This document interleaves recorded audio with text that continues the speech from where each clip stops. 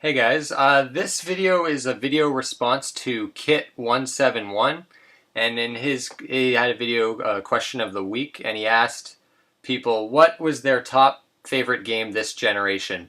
So I figured I'd do a video and answer that question. Anyways, I'll make this video as short as possible, so I'll get right into it. My third, I'm gonna put three in here, just three, no more than that. So at number three. Mass Effect for Xbox 360. What can I say about this? I was extremely hyped for this game before release because Knights of the Old Republic, Star Wars Knights of the Old Republic for the Xbox was one of my favorite RPGs. It was one of my favorite games on the Xbox. I just loved that game.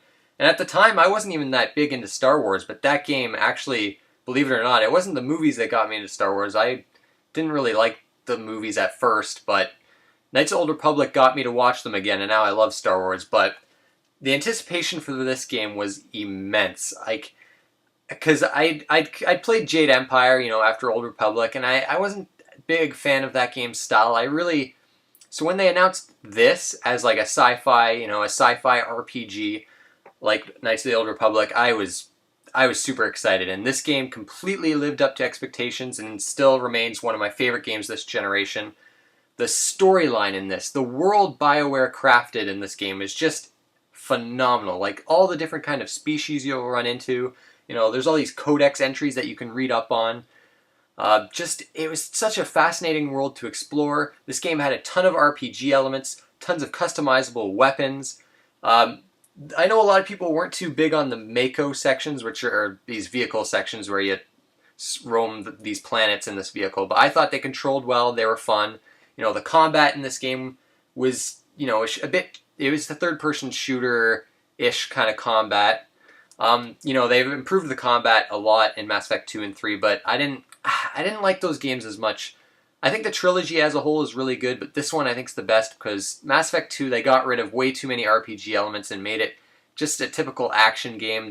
Mass Effect 2 really didn't even have a storyline. It was basically just collecting a bunch of characters, then fighting a final boss. That was literally the entire game. Mass Effect 3 was definitely better, but, of course that ending sucked, not counting the DLC that came later, and it was still not as much of an RPG as I would have liked, but this game, just perfect from start to finish, really lengthy, tons of exploration, just an all-around fun game that gave me that great experience I had playing Knights of the Old Republic once again. The second game is also for the 360, and that's Tales of Vesperia. I'm a huge Tales fan. I love the Tales series. I originally started with Tales of Symphonia for the GameCube, which I absolutely loved. But after that, I kind of, no games would release for the series. They just kind of let the series almost die until they released this. When it came out, I didn't play it. I played it maybe a year after it came out. I don't know why I skipped on this, but I did. But when I finally did play this, oh my god, this game is amazing. It's, it doesn't do anything entirely new. I mean, if you've played Symphonia, you know what you're getting into here, but this is what I consider JRPG perfection. It takes that standard JRPG formula, a world map, a battle system, this epic storyline, which, the storyline I love in this game. It's really epic.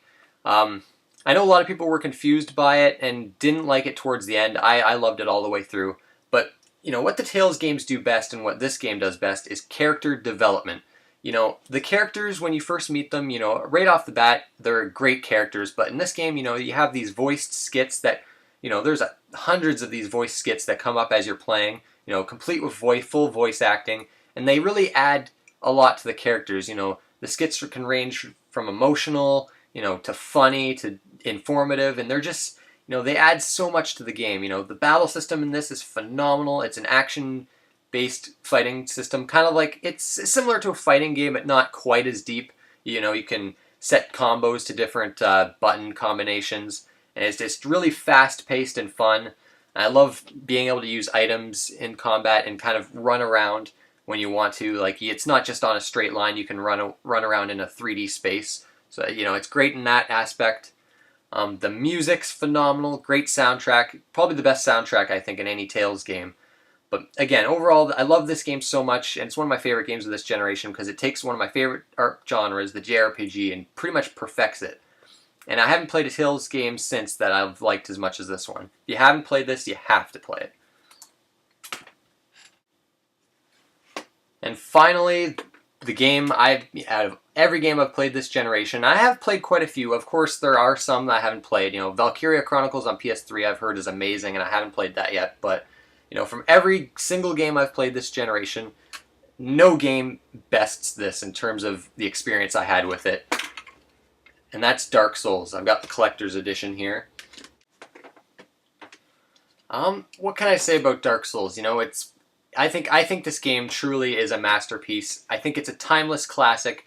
You know, years from now, I'll pop this in and it will be just as good as it is now. It's the reason I play video games is games like this. You know, one of the most rewarding games out there. You know, a lot is said about its difficulty. And I will admit the first few hours are a bit rough in terms of a learning curve, but if you know your RPG basics, you know, and get the combat down and use the online elements, I think this game becomes actually not all that difficult, but still remains a consistent good challenge throughout. But my favorite part of this game is the world they've crafted. I mean, this is one of the most interesting fantasy worlds I've ever explored. How they've got all these different areas. You know, there's your forest world, there's your lava area, you know, there's caves, there's gothic castles. They're all connected in this massive open world, and you can go wherever you want. Yet, it all feels entirely unique compared to other games. Like, no setting in this game I've seen in any other game. You know, of course, you know, a castle area, a forest area, I've seen them in other games, right? But how they look in this game, and how they feel in this game, and how you explore them in this game is quite unlike anything else. And there's a city in this game called Anne Orlando that you'll visit.